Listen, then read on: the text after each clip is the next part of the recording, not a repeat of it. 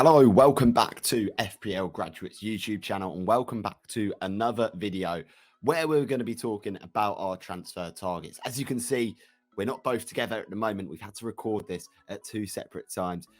So we're still getting those videos out for you. It's a very tight turnaround between the two game weeks. As we know, there's a midweek game week this week.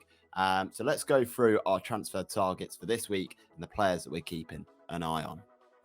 So the first guy that we're going to talk about is Pascal Gross of Brighton. Now, he's had a fantastic start to the season, risen from 5.5 to 5.8 million quite quickly. And he's looked very good to start the season. 3 goals and 1 assist in 4 starts. He's nailed on that Brighton team. And he's a player that has been sort of at the forefront of all Brighton attacks. He's been that central player.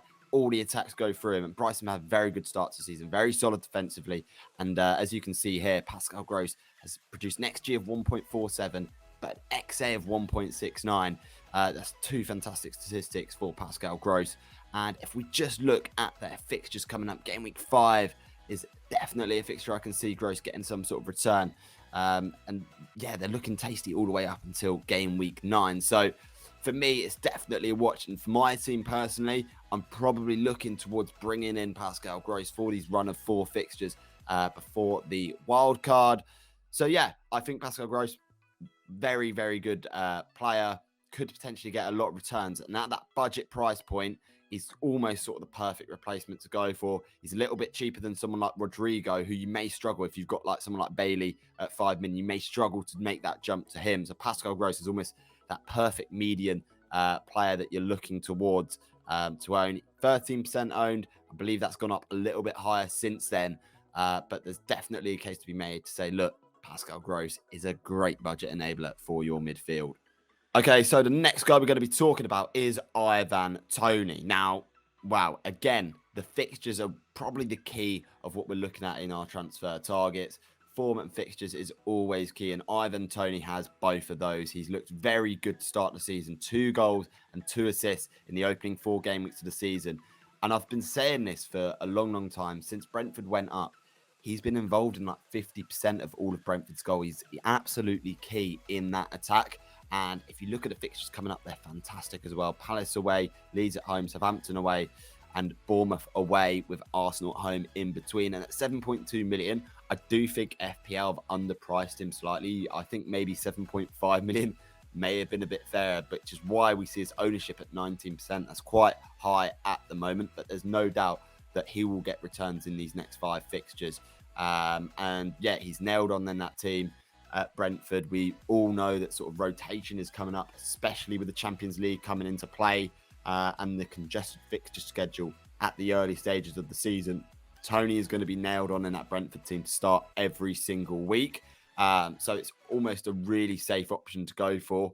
It may need, with Ivan Toney, a little bit of rejigging around to get him into your team, as it probably means you're probably going to go for like a Jesus, Haaland and Toney. That's quite a lot of money invested in. But if you can work out a way of getting sort of the top side of your team heavily invested into, Ivan Toney is probably the 3rd best striker on FPL right now. So I'll definitely be looking towards him.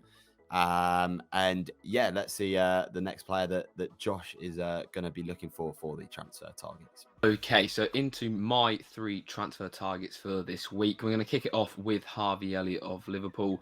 Probably the best £5 million midfielder option that you can go for right now. I know a lot of people are having trouble to get rid of Bailey still. If he's still lurking in your teams, this guy could be the answer. The biggest negative with him is that he does take up a Liverpool spot. So if you are on triple Liverpool at the minute, you obviously can't obtain him. But he's looked decent. You know, some expected data there that shows promise, especially for the price point. Liverpool's fixtures going forward aren't too bad either. Newcastle at home's not the best, but then they have Everton and Wolves after that.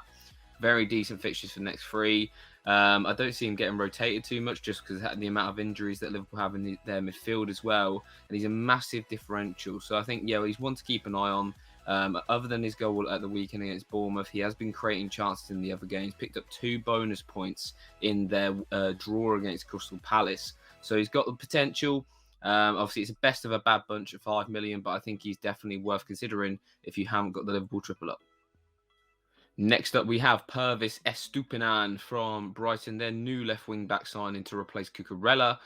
He's played his first start this weekend, just gone. Obviously, came off the bench against West Ham, which impressed, I think, Graham Potter a little bit. As his first change of the season was to bring this guy into their team. Brighton's fixtures, the next three especially, are unbelievable. Probably some of the best in the league. Fulham away, Leeds at home, Bournemouth away. Very nice fixtures. We did have Joel Veltman as a Brighton pick on last week's transfer targets. I know this is going up on Monday night.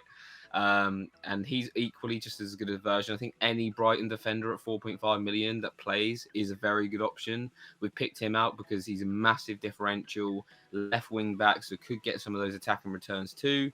So yeah, he's very interesting, but obviously, is he going to play all the time? We're not sure yet. We haven't seen him enough to decide that yet. So maybe going with Joel Veltman or Lewis Dunk could be a safer option. It's just you got to weigh up the consequences and who you prefer. But for me personally, I think Purvis Estupinan is a very, very decent option to go with. And finally, our final transfer target for my three of this video is Rasmus Christensen. So we've gone with two differential defensive options in this transfer targets video. And it's mainly because of the fixtures that Leeds and Brighton respectively have. So Leeds' next three is Everton at home, Brentford away, Nottingham Forest at home. Again, three really great fixtures. Even after that, Man United away and Villa at home, they're not the worst fixtures. United could be deemed as maybe a grey fixture on the fixture schedule. Christensen yet to get an attacking return so far this season in the Premier League, but last season in the Austrian League, he got 18 attacking returns, 10 goals, 8 assists. Really nice record for him. Very attacking fullback. We're yet to see it too much in the Premier League. As you can see, expected goal involvement for 0.6. Not too shabby as a wing-back. But yeah, I think we'll see a little bit more of him going forward in these next three fixtures. I think, 4.9 million could be deemed a little bit pricey for a Leeds defender. Don't get me wrong, they're not the best defensive unit. Was definitely picking this player on his fixtures. But yeah, you could go maybe with Struijk, but I think in terms of attacking output, similar to the previous pick, he's definitely going to be up there in terms of going forward and most likely to maybe get a goal out of those Leeds defenders. So if you're looking for a little punt into your wildcard, if you're wildcarding in that game week 8 to 9 window where the international break is, I think Christensen's a great little option to, be a massive differential there. 0.6% owned. They're very, very good fixtures for Leeds. I'd be surprised if they don't keep a clean sheet in at least one of those games, considering, Leeds aren't necessarily the best defensive side.